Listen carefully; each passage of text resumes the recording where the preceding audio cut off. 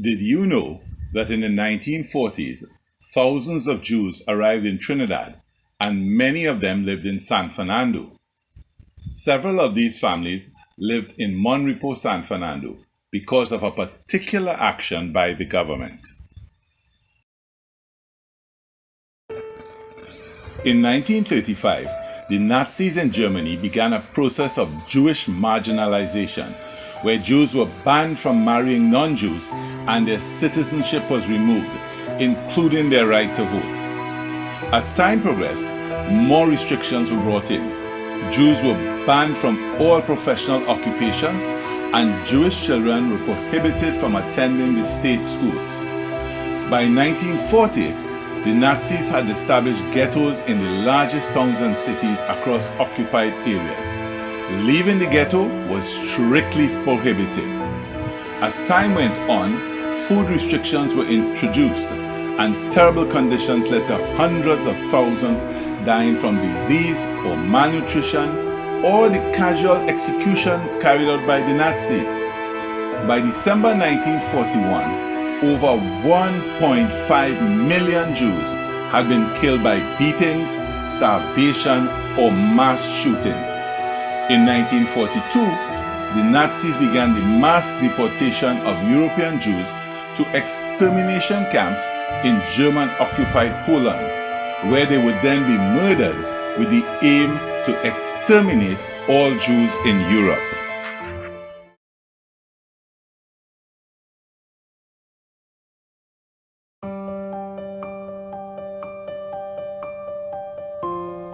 As a result of the Nazi persecution, Jews were desperate to flee from Europe.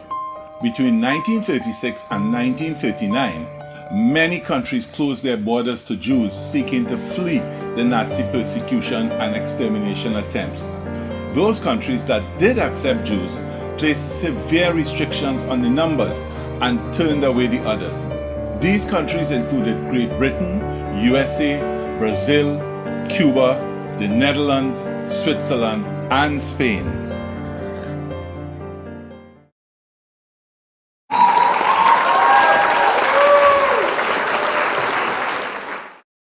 Trinidad was one of the few places that Jews could easily enter, as it had a relatively lax immigration law. Jews only had to be in good health and pay a £50 deposit, which was refunded after 1 year. In January 1939, there were 600 Jews. By the end, it was estimated there were 6,000 Jews in Trinidad.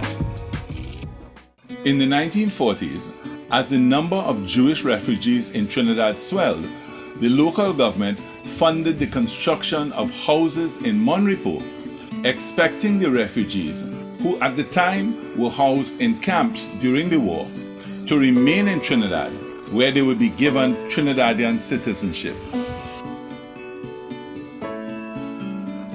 Today, many of the houses can be seen in Mon Repos, still in their original form.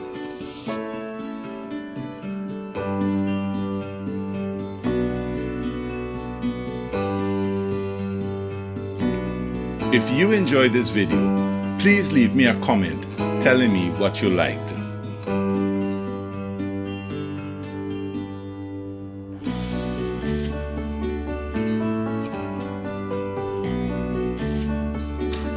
Although these houses have a modern outer wall appearance, there is an interesting fact that I will reveal later in this video.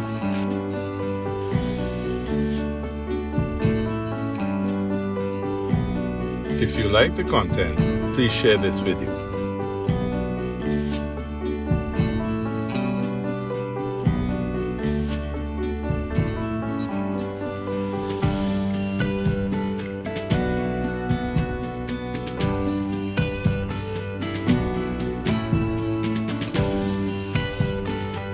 What is interesting about these houses is that they were built with tapia walls, and the walls were then initially covered with lumber. The later houses were also built with tapia walls and then covered with concrete plaster.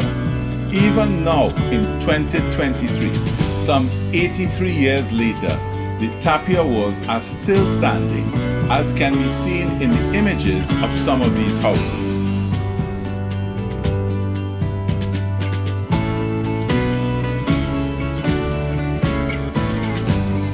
For those who do not know, tapia is a mixture of clay-like mud and grasses that are built up to form a wall.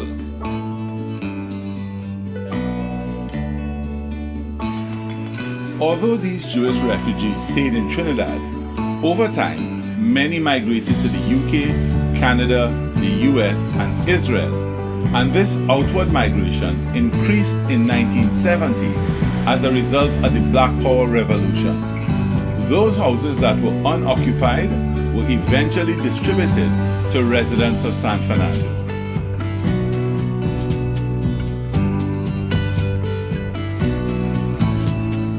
The easiest of the houses to view can be seen at the entrance of Smith Street in Mon Repos.